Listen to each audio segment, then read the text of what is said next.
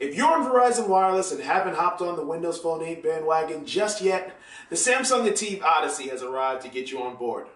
Will it work?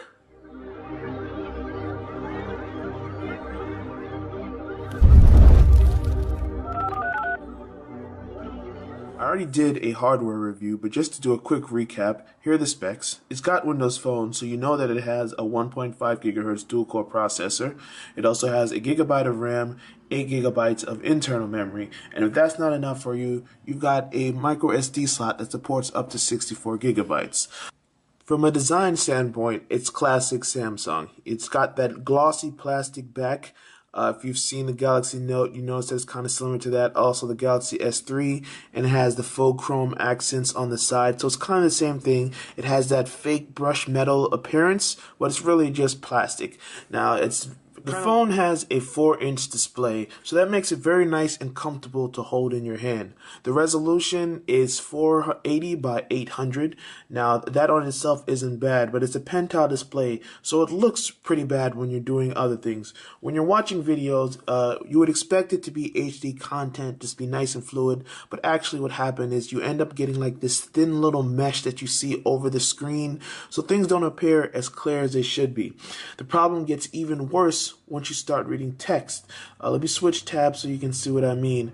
When you're reading text, especially black over white backgrounds, which is pretty much the entire web, the text appears pixelated and dotty and rugged and jagged, and it's just not a pleasant experience at all. It's kind of disappointing because the screen is one of the most important aspects of a phone, and they just didn't get it right here.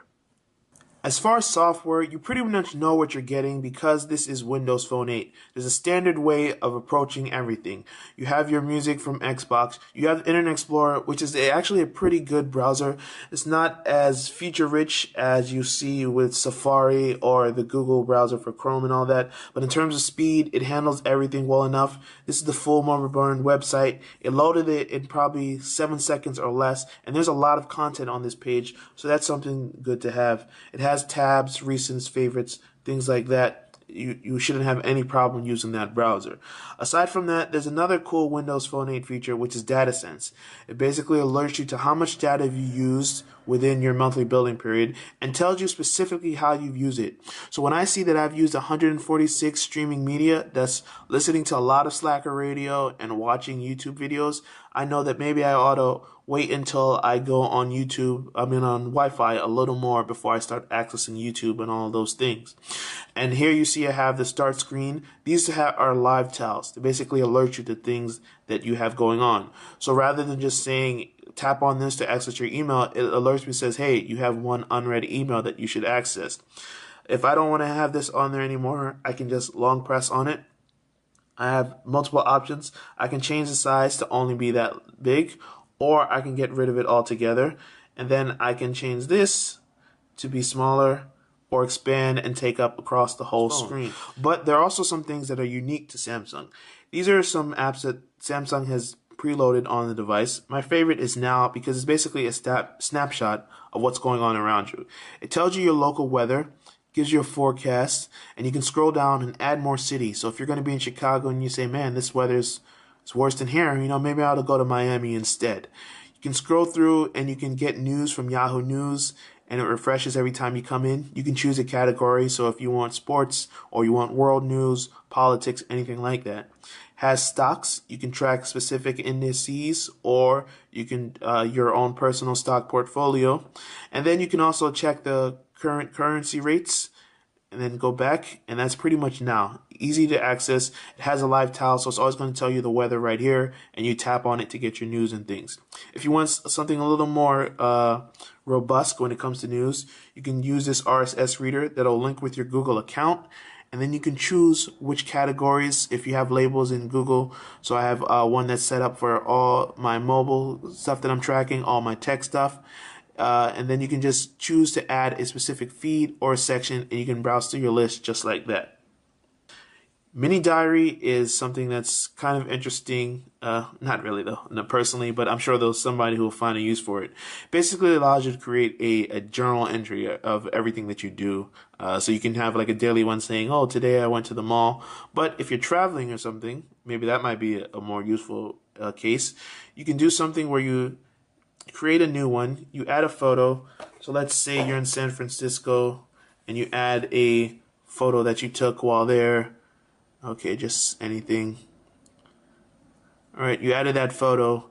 You add your location saying this is where I was when I was at the Golden Gate Bridge, and then you tap here and you add text. You can leave yourself little notes or ideas about the trips, things like that.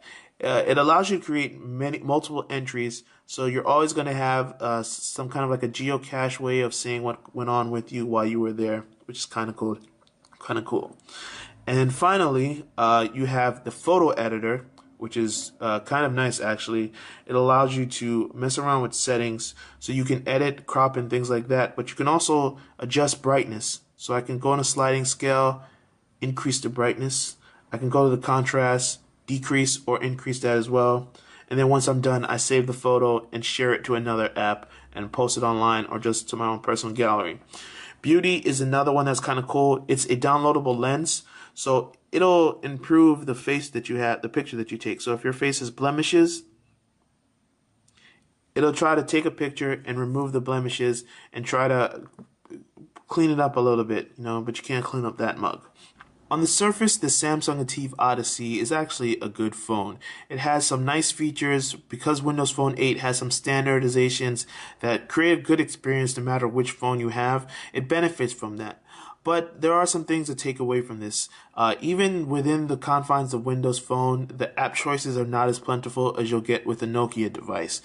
You can get the Nokia Lumia on Verizon for the same price basically and get a better experience with more apps and a better screen. This screen takes a lot away from this device. Unfortunately, the Pentel setup just really distracts you when you're reading or watching videos, and that's kind of disappointing. Samsung has some nice features built in, but they're not enough to overlook the shortcomings of this phone. So if you want to get a Verizon phone and you want Windows Phone 8, you're better off getting the HTC 8X or the Lumia 822. The ATIV Odyssey just isn't going to cut it. It has some nice features, some strong qualities, but the distractions from it are really hard to overlook. So in the end, I'd skip this phone.